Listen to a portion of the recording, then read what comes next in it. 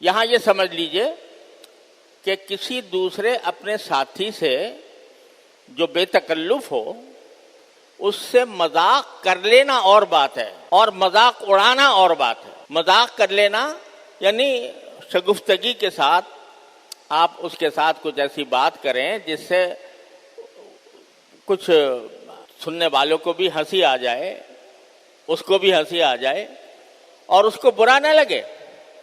بے تکلف دوستوں میں اس طرح کی باتیں ہوتی ہیں، جن کے درمیان بے تکلفی ہوتی ہے، وہ بھائی ہے، دوست ہے، کوئی ملنے والا ہے، اس سے اگر کوئی ایسی بات کر لی جائے جو مذاق کی بات ہو، جس سے اس کو برا نہ لگے، جس سے اس کی دل آزاری نہ ہو، تو اس میں کوئی حرج نہیں۔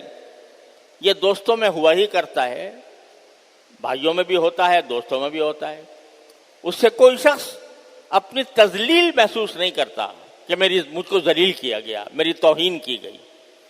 ایسے مذاق میں کوئی حرج نہیں۔ خود نبی کریم سرور دو عالم صلی اللہ علیہ وسلم سے ایسا مذاق ثابت ہے کہ آپ نے اپنے صحابہ کرام کے ساتھ بھی بعض اوقات مذاق کے جملے ارشاد فرمائے، اور صحابہ کرام سے بھی منقول ہے کہ انہوں نے بھی لوگوں کے ساتھ شگفتگی کے ساتھ بات کی اور اس میں مذاق بھی کیا۔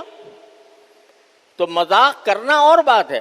حضور اقدس صلی اللہ علیہ وسلم کے پاس ایک صاحب آئے، انہوں نے کہا کہ یا رسول اللہ مجھے ایک اونٹ دے دیجیے گا، اونٹ چاہیے، مجھے ایک اونٹ دے دیجیے۔ تو آپ نے فرمایا بھئی میں تمہیں اونٹ کا ایک بچہ دوں گا۔ تو وہ کہنے لگا جی بچہ میں کیا کروں گا بچے کو لے کر، میں تو پورا اونٹ چاہتا ہوں۔ تو آپ نے فرمایا جو بھی اونٹ دوں گا وہ کسی نہ کسی اونٹ کا بچہ ہوگا نہیں۔ تو اب یہاں آپ نے مذاق بھی فرمایا کہ اونٹ کا بچہ کہہ کر وہ اونٹ پورا مراد لیا، اور اس میں ایک شگفتگی پیدا ہو گئی، اس کو بھی ہنسی آ گئی ہوگی سن کر۔ تو یہ مذاق کوئی برا مذاق نہیں ہے۔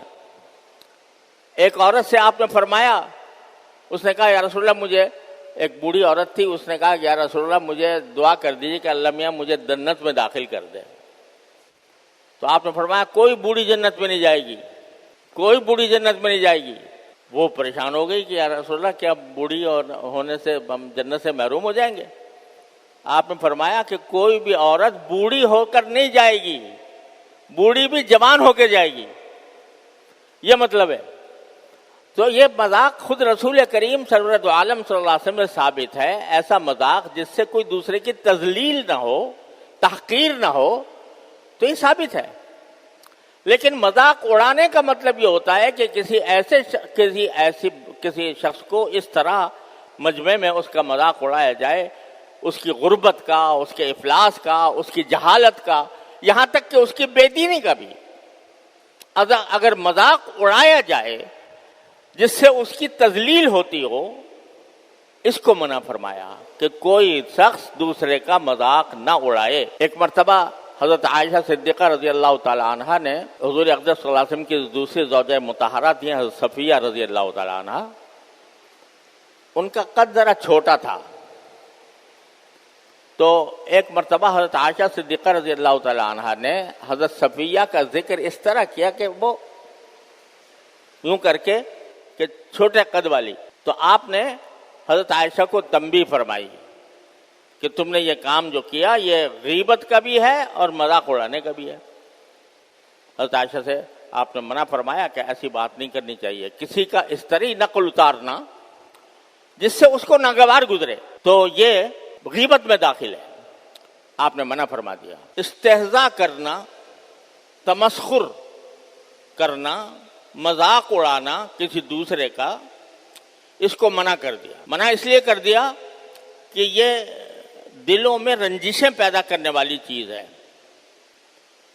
اگر کوئی آپ کا مذاق اڑا رہا ہے مجلس میں برسر عام لوگوں کے سامنے، آپ کو اس کی اطلاع ملے، آپ کو رنج ہوگا کہ نہیں ہوگا؟ رنج بھی ہوگا، اور اس شخص سے رنجش بھی پیدا ہو جائے گی کہ مجھے ذلیل کر رہا ہے، میری توہین کر رہا ہے۔ اس سے ایک طرح کی عداوت پیدا ہو جانے کا اندیشہ ہے۔ اگر آپ کا کوئی مذاق اڑائے تو آپ کو برا لگے گا، تو اسی طرح آپ اگر کسی اور کا مذاق اڑا رہے ہیں تو اس کو برا لگے گا، اور اس کے نتیجے میں باہمی رنجشیں پیدا ہوں گی، وہ رنجش بعض اوقات عداوت تک اور دشمنی تک بھی پہنچ سکتی ہے۔ تو اس لیے مذاق اڑانے سے منع فرما دیا گیا۔